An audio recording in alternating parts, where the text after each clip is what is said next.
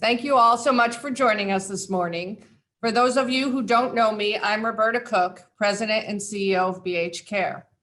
And while I'm disappointed that we can't be together in person, I'm grateful that we can still meet virtually and celebrate everything you've helped make possible over the last year. And also an added bonus of meeting virtually is we have guests joining us from Massachusetts, Illinois, and Utah. Thank you all so much for being here. In addition, I'd like to recognize the legislators that are registered for our event this morning. Representatives Themis Claridis, Noreen Kokaruda, Robin Comey, and Dave Yacarino. Thank you to all who are attending this morning. This last year has been a tough one, but we faced the coronavirus pandemic with courage and ingenuity and ensured everyone we serve had access to the services they need. In January, together with Fairhaven Community Health, we opened the Shoreline Family Health Care, a new innovative care center in Branford, providing integrated behavioral health and primary care for all ages. And although our progress was slowed by the pandemic, we are now moving forward and will begin our first intensive outpatient program for adolescents on the Shoreline in the next few weeks. I'm also very proud to share that in April, we were awarded a prestigious federal grant in recognition of our behavioral health services. This 2-year, $4 million certified community behavioral health clinic expansion grant allows us to enhance and expand our services to include around-the-clock mobile crisis services, some on-site children's services and integrated primary care in our Branford and Ansonia clinics, and assertive community treatment teams. BH Care is one of only 4 organizations in the state that was awarded this non-emergency CCBHC funding. And while I'm incredibly proud of the CCBHC grant and launching of Shoreline Family Healthcare, nothing this past year made me prouder than our coronavirus response. Never in all my years with the organization had I imagined we'd face anything like this pandemic. Even now, months into our new normal, I'm still in awe of our staff and leadership. Back in March, in just 7 short days, our team transformed our primarily face-to-face organization into a virtual safety net. Thanks to their hard work, BH Care remained a supportive, positive constant for our clients. Our staff went above and beyond to ensure everyone we serve had access to treatment, food, medications, PPE, and other necessities to help keep them healthy and safe. So much of that was made possible by the generosity of our community. What you've all done, our staff, our donors, our volunteers, and our clients over these last 7 months is truly incredible. I've never been more proud to be part of the BH Care family and a part of all the communities we serve. We are all taking care of each other, and if nothing else, this pandemic has proven that together, taking care of each other, we can and will get through anything. I hope you all received your eye care pins. Wear them now and throughout the year to let others know that you proudly support BH Care and all the individuals and families we serve in the community.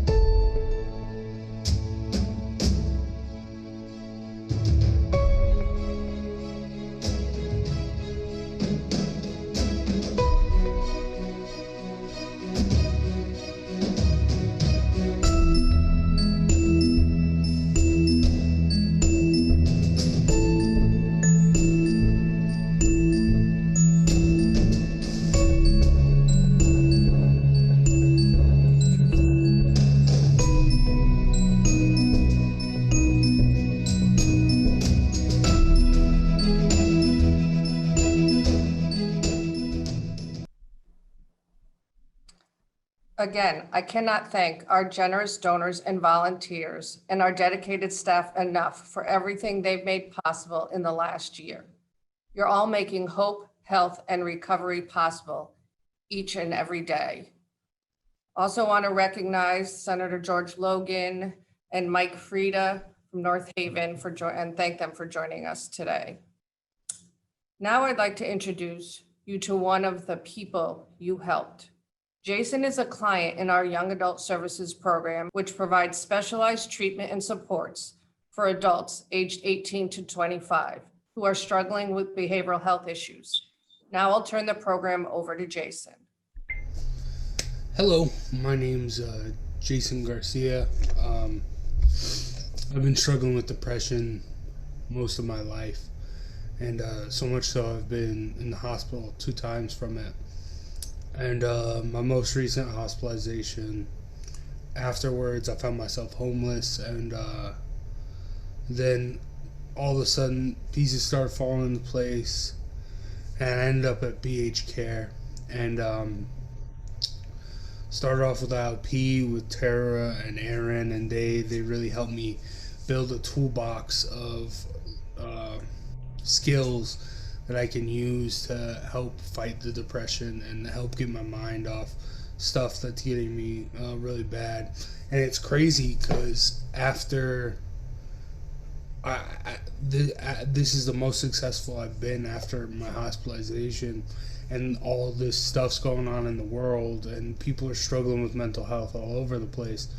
But I feel at a point where I'm doing really, really well, and that's all because of BH Care. And then once I moved away from ILP and spoke to Julie and met with Julie in the Yaz program, that really helped me too.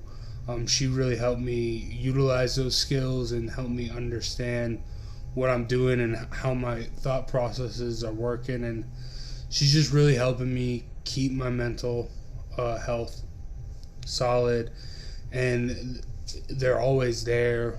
Julie's always there if I need help. Also, I've been struggling to find a job. Kiana and Steven from Yaz are also helping me a lot, and I really want to thank everyone at BH Care for all the help they've given me and helping me get back to a solid ground that I didn't think I could ever get back to. Jason, thank you for courageously sharing your story. You are proof that with the right treatment and supports, recovery is possible. And now I'll introduce you to another client whose name is withheld for safety reasons. Her story is hard to hear. It is a terrifying and sad reality for far too many people, including the thousands served by our Umbrella Center for Domestic Violence Services and Hope Family Justice Center. It was February 1st, 2016. My husband and I had been married for a year, and I was 6 months pregnant with twins. The day started like any other day, but it was a day that would change my life forever. I was on doctor-ordered bed rest. My husband came home from a run expecting dinner on the table, and when there wasn't, an argument began. I sent my 6-year-old daughter upstairs to remove her from the situation. The argument escalated. He pushed me up against the wall. I begged him to leave, but he refused. He threw a full, economy-sized detergent bottle at my stomach.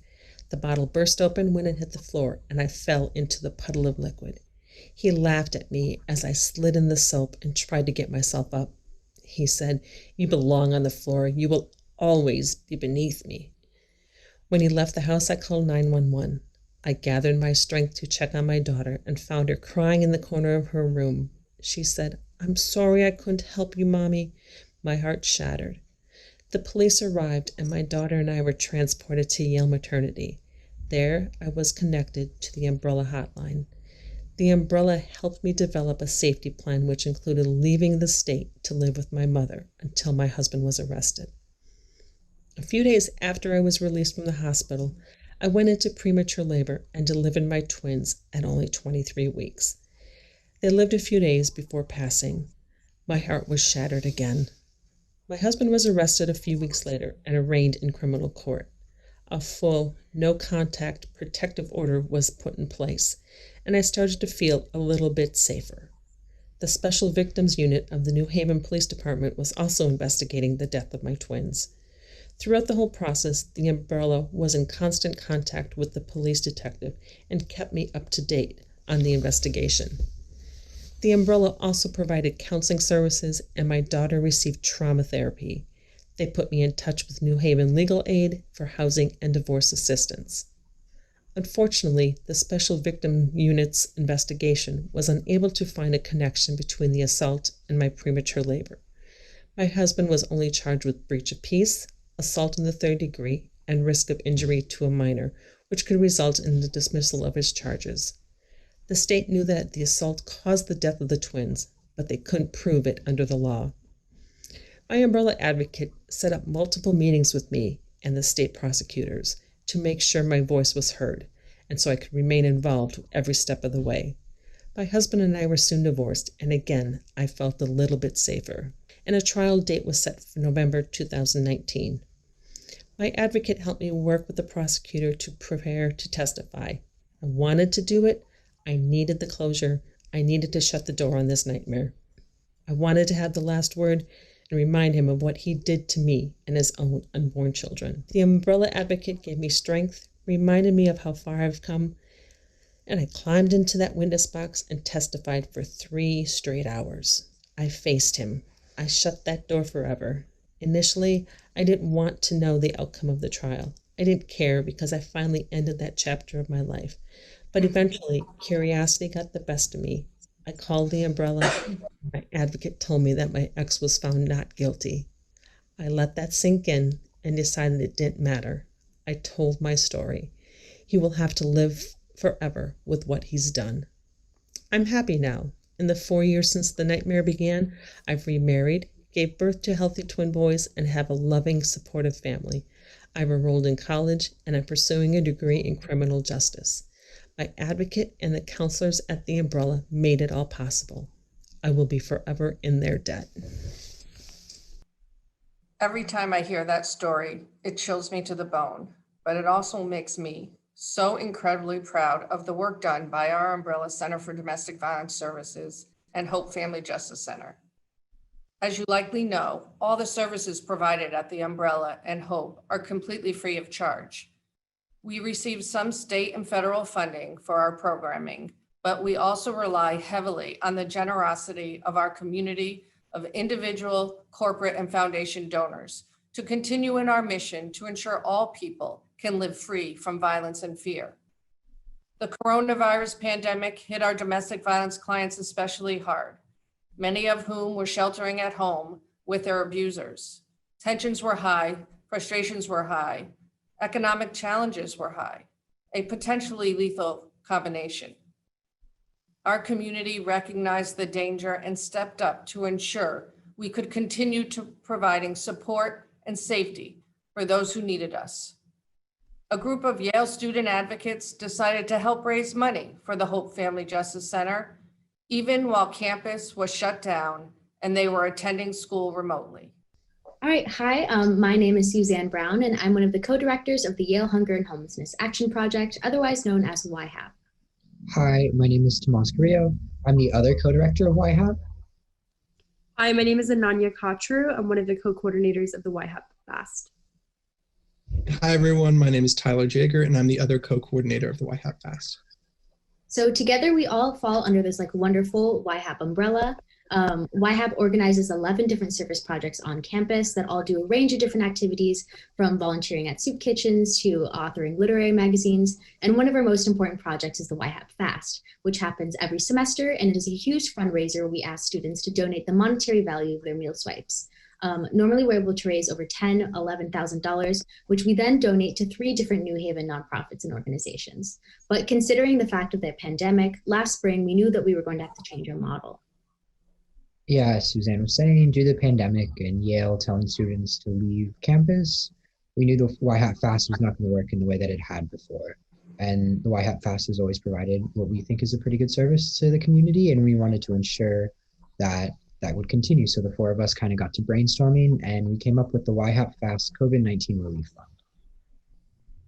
Yeah, so as Tomas was saying, unfortunately, we were unable to return to Yale's campus when the pandemic hit, or at least most of us were. And that was at a time when many communities in New Haven had acute service needs, both because of the economic fallout during the pandemic and the public health risks that existed. Normally, we work pretty closely with Yale Dining, as Suzanne mentioned, to transform the monetary equivalent of student meal swipes for students who sign up for the fast into fundraising for the community partners that we work with. At this time, we weren't able to do that because Yale Dining wasn't servicing students. So instead, we took to a massive online fundraising campaign, bringing in many donors and contributors, both from Yale's community and through our online portal, and worked closely with a couple other campus organizations to provide to a few New Haven nonprofits that were doing critical work and services to mitigate the effects of the pandemic. Right. And given the onset of the pandemic and the unprecedented amount of time people were trapped in their homes, we wanted to support community partners doing critical work with providing direct services during this unusual and unprecedented time, which is why we chose to support the Hope Family Justice Center. Thank you to our partners on campus, Yura, Splash at Yale, and the Student Environmental Coalition, and thanks to the support of our community, we were able to raise $28,000 that we subsequently donated. So we are glad we were able to be helpful in a small way, and thank you so much for the incredibly important work that you are doing in the New Haven community. At our Impact Breakfast, we recognize an individual or organization that's gone above and beyond to support our mission and the people we serve. Our most recent honorees include Tom Haynes and Alpha Chi Omega at Quinnipiac University. This year, I am honored to recognize the Yale Hunger and Homelessness Action Project, also known as YHAP, with our 2020 Community Partner Award. When the pandemic hit, they could have easily canceled their annual fundraiser, but they recognized the critical need for domestic violence services and the support provided by our Hope Family Justice Center. So these incredible student volunteers got creative and transformed their traditional event into a virtual blockbuster fundraising success. We are so grateful for their support. With their help, we were able to provide virtual and in-person support and care coordination for countless victims and their families during this incredibly trying time. So for any YHAP representatives we have, can you hold up your award and let's give them all a round of applause.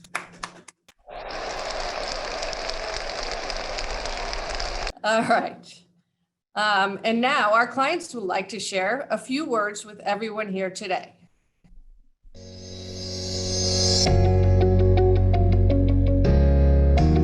Thank you for everything.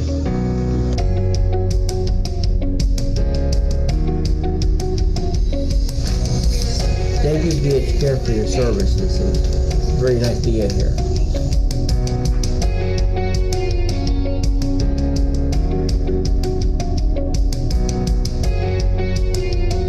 Thank you, BHCare, for supporting us and helping us through the coronavirus epidemic.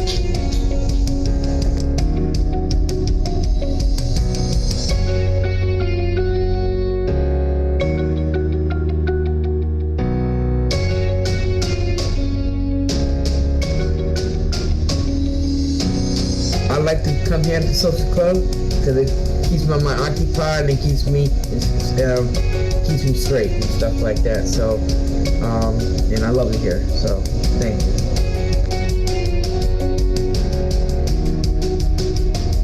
I don't know where I would be without BHCare. It has helped me tremendously. I'm sad about being out of here, but I'm happy to be back. Thank you.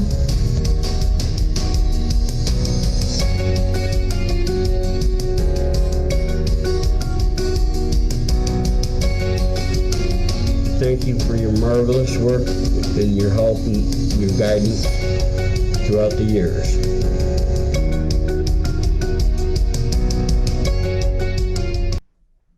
Wow, it's so great to see our clients in that video. I miss you all so much, and I am so happy to see you all healthy and well. Now I'd like to turn over the program to Mike Gulish, Chair of our Board of Directors, for closing remarks. Michael?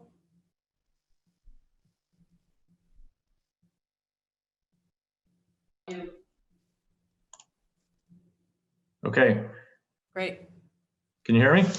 Yes. Good morning, everyone.